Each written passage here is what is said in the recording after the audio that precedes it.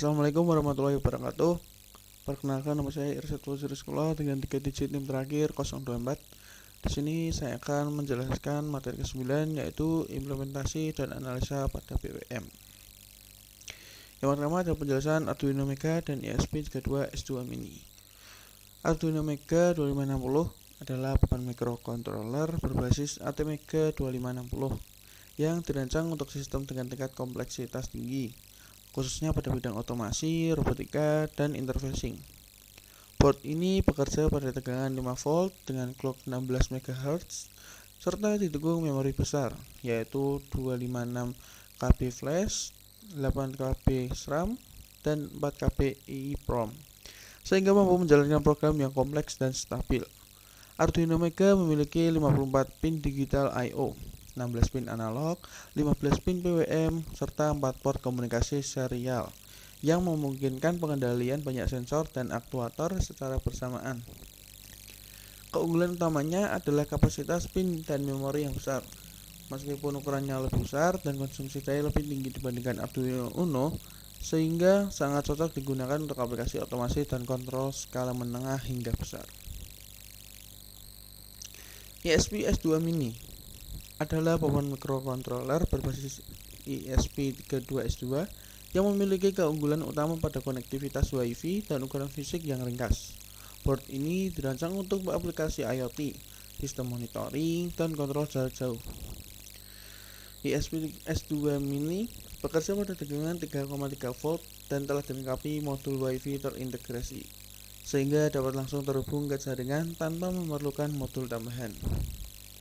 ESP32S2 Mini memiliki jumlah pin I/O yang lebih sedikit dibandingkan Arduino Mega, namun sudah mendukung fitur penting seperti PWM, ADC, SPI, dan I2C untuk menghubungkan sensor dan aktuator.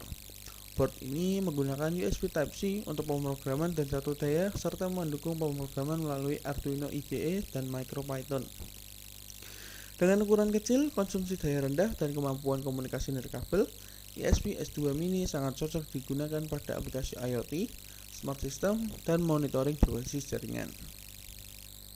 Selanjutnya ada pembahasan tentang PWM, frekuensi PWM, duty cycle PWM, resolusi PWM, PWM inverting, PWM non-inverting, dan geser pas pada PWM. PWM adalah teknik pembangkitan sinyal digital yang menyerupai sinyal analog dengan cara mengatur lebar pulsa dalam satu periode.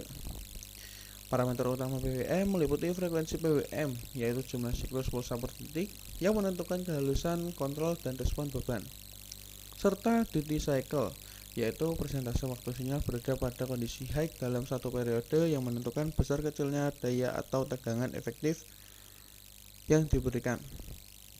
Selain itu, resolusi PWM juga menunjukkan tingkat ketelitian pengaturan duty cycle.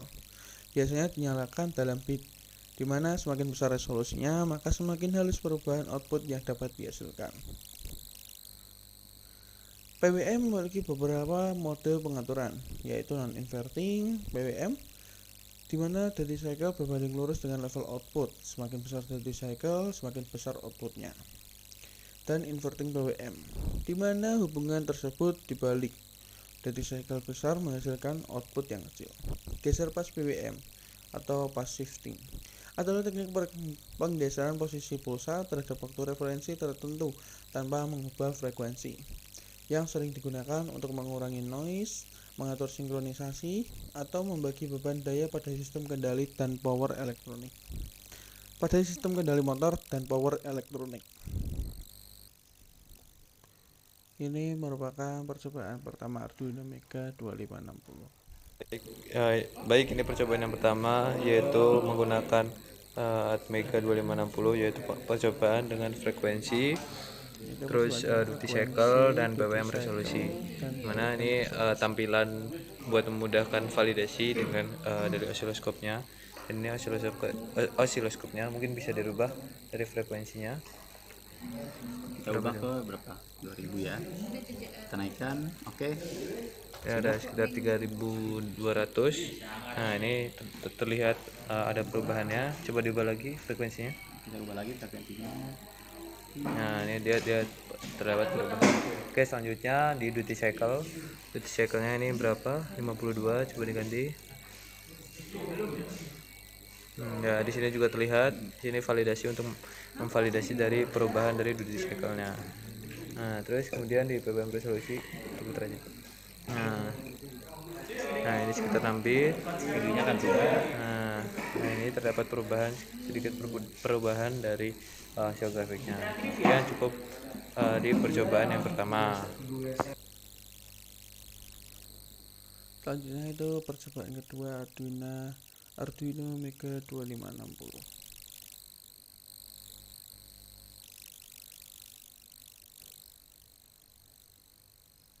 Kedua yaitu menggunakan Mega 2560, di mana yang kedua berfokus pada pengubahan dari inverting dan inverting dengan pengaturan dari duty cycle-nya. Nah, ini hasil dari grafik dari inverting. Coba duty cycle-nya dirubah. Nah, ini perubahan dari duty cycle-nya. Oh maaf, ini inverting. Nah, ini non inverting. Nah, coba dirubah dari duty cycle-nya. Nah, ini dari inverting. Nah, ini perubahan dari duty cycle dari grafik inverting. Terus selanjutnya non inverting. Nah ini perubahannya yaitu ada di bawahnya, yaitu kalau non inverting. Baik, sekian cukup, terima kasih.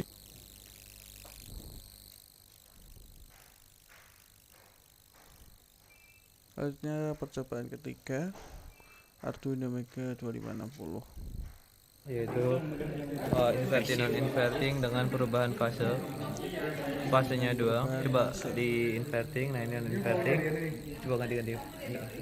Nah, ini terlihat ada perubahan dari fasenya. Kedua fasenya ada di sini. Ya, kita menggunakan program juga untuk menghasilkan dari grafik untuk validasi dari osiloskopnya. Nah, ini terlihat ada perubahan dari osiloskopnya. Sekian, terima kasih.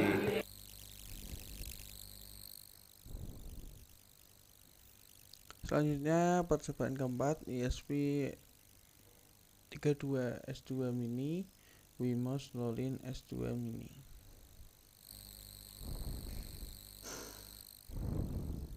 S2 atau Wemos Lolin S2 Mini. Nah, di sini kita menggunakan slider untuk mengatur frekuensi, duty cycle, dan juga resolusi dari timernya itu sendiri. Nah, kita akan ngetes masing-masing dari slidernya itu. Oke, yang pertama kita masukin dulu mentok kiri. Di sini kita akan menjalankan PWM satu frekuensi dengan duty cycle misalkan 50%. Oke. Dengan resolusi 6 bit. Nah, begini hasilnya.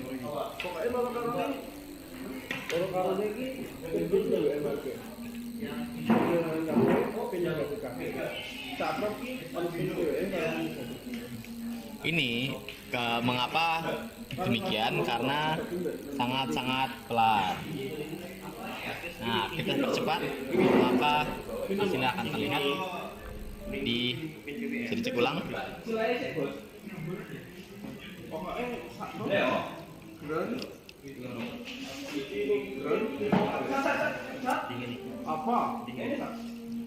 Nah, di sini frekuensinya 127, sini juga 127.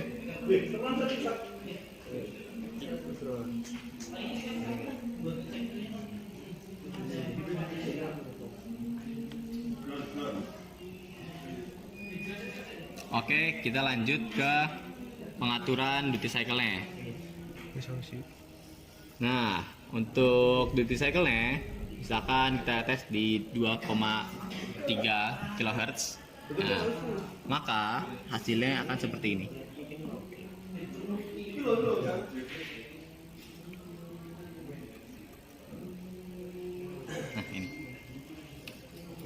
ini adalah hasil dari frekuensi 2,3 kHz dan duty cycle 45% dengan resolusi 9 bit. Dengan tingginya resolusi, maka frekuensi yang bisa digapai semakin rendah, dan jika resolusinya semakin rendah, frekuensi yang bisa digapai semakin tinggi. Oke, itu adalah kesimpulan dari percobaan 1. Sekian, terima kasih.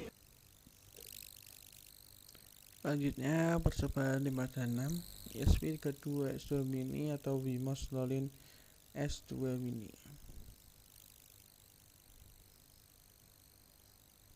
Variasikan duty cycle dengan versi yang PWM inverting dan non inverting. Di sini kita menggunakan settingan frekuensi 1,4 atau ya 1,5 lah ya. Ya gitu. Nah, kita duty cycle yang akan kita variasikan dengan resolusi PWM ya. Kita menggunakan yang 10 bit. Kita juga akan memvariasikan yaitu inverted PWM dan non inverted PWM. Oke, siap, kita mulai. Di sini kita bisa lihat kita menggunakan duty cycle 50% dengan versi inverted PWM. Nah, gimana hasilnya jika kita ubah ke non inverted PWM? Nah, seperti berikut. Nah, kenapa tidak berubah? Dikarenakan duty cycle-nya masih 50%. Coba kita ganti ke 75%. Nah, 75%, oke. Kita dari non inverted kita akan balikan menjadi inverted. Oke, dalam 3, 2, 1. Oke. Seperti berikut.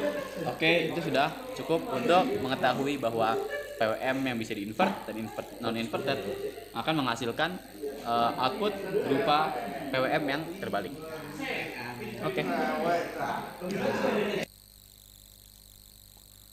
Demikian presentasi dari saya. Kurang lebihnya mohon maaf. Wassalamualaikum warahmatullahi wabarakatuh.